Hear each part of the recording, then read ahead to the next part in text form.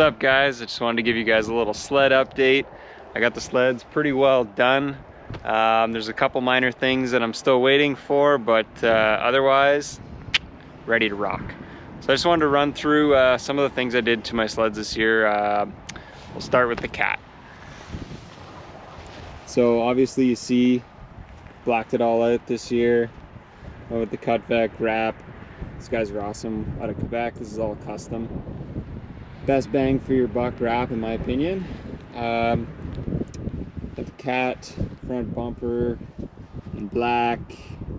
We blacked out spindles, headlight. This is a custom windshield. I think it was off my old 2012 or 13 cat.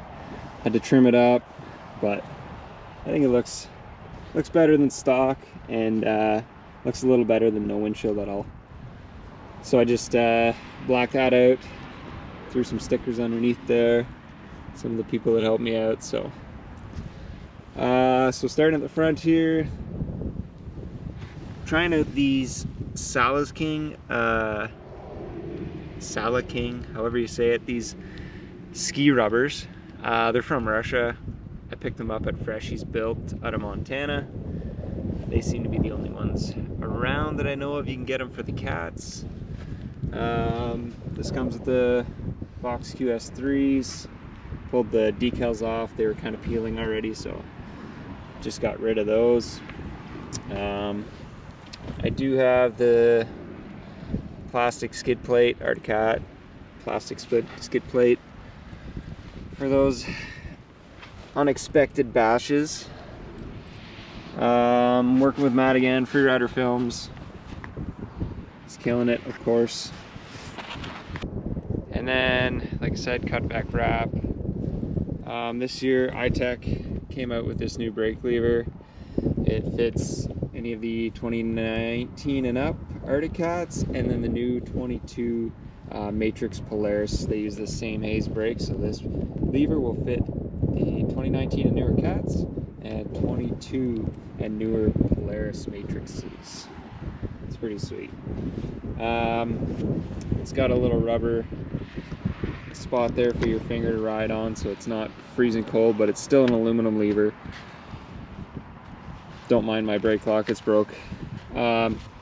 This year I moved my handlebar controls from up here down to here. I kind of custom built this little cross shaft that goes through here and mounted it down here. That just clean up my bars and hopefully protect it down there instead of getting smucked by a tree or something, because those things aren't cheap. Obviously I got the Cobra pull cord and handle. I have a black one coming, so that we're gonna keep with the theme, all blacked out. CR Racing throttle block. That's adapted from my Polaris. I pulled it off there, and I'm just using it on my cat this year. Just gives a little more strength. Momentary kill switch instead of the e-stop style. This year I teamed up with Pin Performance. He makes these sweet running board inserts. Just basically have to cut the guts out of your old boards, slam this in place, and rivet it in. And so far they look sweet, and I think they're gonna work awesome. Along with his running board inserts, he came up with a super stout alpha rail brace. Eliminates this through bolt nonsense. I mean, it gives you the through bolt, eliminates these blocks that used to be here. Get rid of those altogether. Other than that, Mountain Addictions rack system with the can and bag. Yeah, that's pretty well it. These are Skidoo accessory tunnel grips. They rivet on. They're all black. They're kind of a rubbery, plasticky deal, but they seem like they should grip really nice, and if I ever want to, I can just drill the rivets out, peel them back off. Of course, running GGB can. I have my quiet can this year. I like the sound of those on the cats. They're a little louder than stock, but they don't wreck your ears. Got the can cooker, of course, and yeah, that's pretty well wraps it up, I believe, for the cat.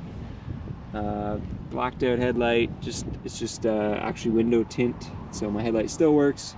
Still got a little light through there, but it's not completely blacked out. Okay, so on to the Polaris. This is a 2020 Polaris Chaos 155, and this will be my third full season on it. Started out with the iTech front bumper and skid plate. It's that gives a lot of protection up front, and this is a seriously tough front bumper. To toughen up the front end, we went with the trenchers, control arms. They have these different style ball joints, and they're made to shear these ball joints instead of your control arms. So I actually carry an upper and a lower in my bag, just in case. Running DuraPro ski rubbers this year. I always carry spare rubbers because I'm always going through those out in the hills. Upgraded this year to the Fox QS3 coils. Different than my cat because the cat's all air, but I like the QS3s on my cat, so found a good deal on some used coils, lightly used, so that's what we're going with. Let's see what else. I went with a Polaris accessory magnetic tether this year. I actually had issues with the kind of cheapo, older style rubber Polaris tether last year, so we're gonna give that a go, see how it goes. Check this bling out.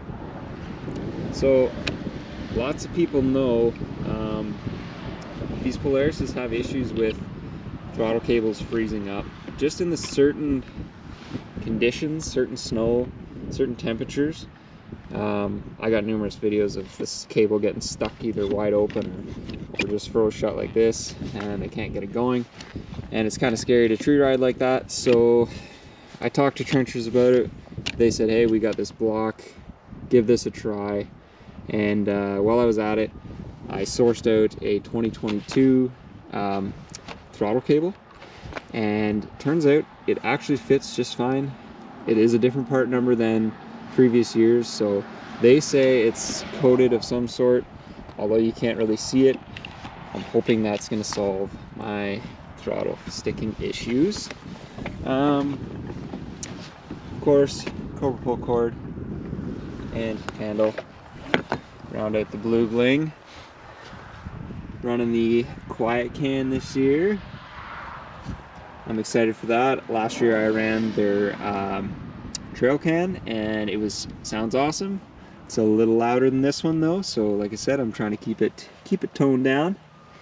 Another thing, a big upgrade I did this year was I went to a QD2 gearing, and I'm thinking this is going to be big upgrade.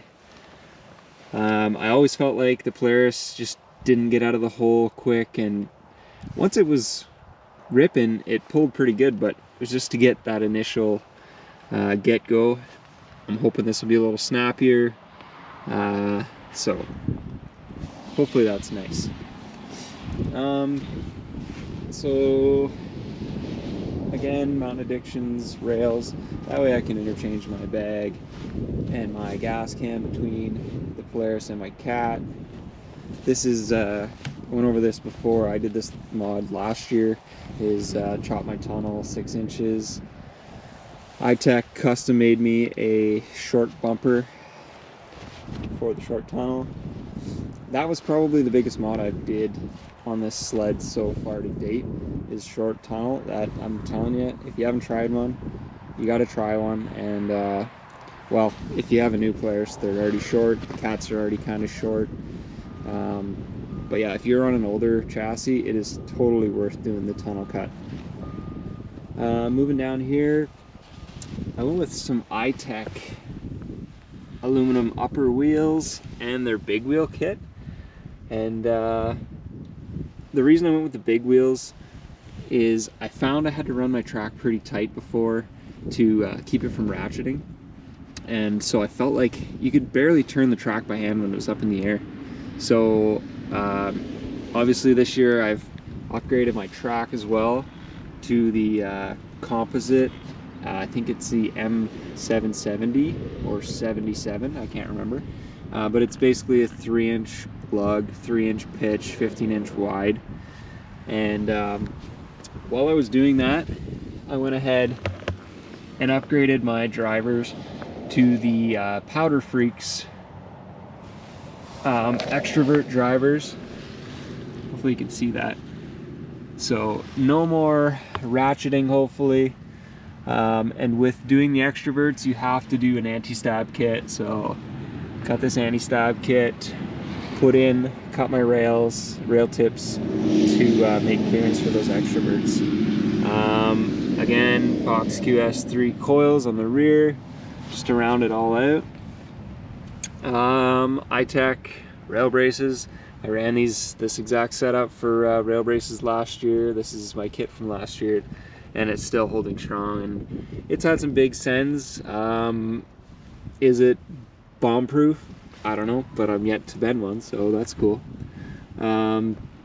So yeah, that's what was I saying about the rolling resistance.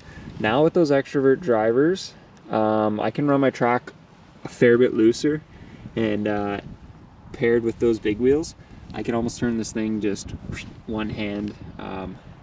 And so there goes a ton of rolling resistance. Mind you, this track is a little heavier than the stock 2.6 Polaris track, but I think it's going to make up for it in rolling resistance and traction with that 3-inch. So there you have it. I think that's pretty well it. As you can see, we don't have much snow here, but I'm counting down the days. I think I'm in, like, I don't know, around 10 days left before I take off, 10 to 12 days.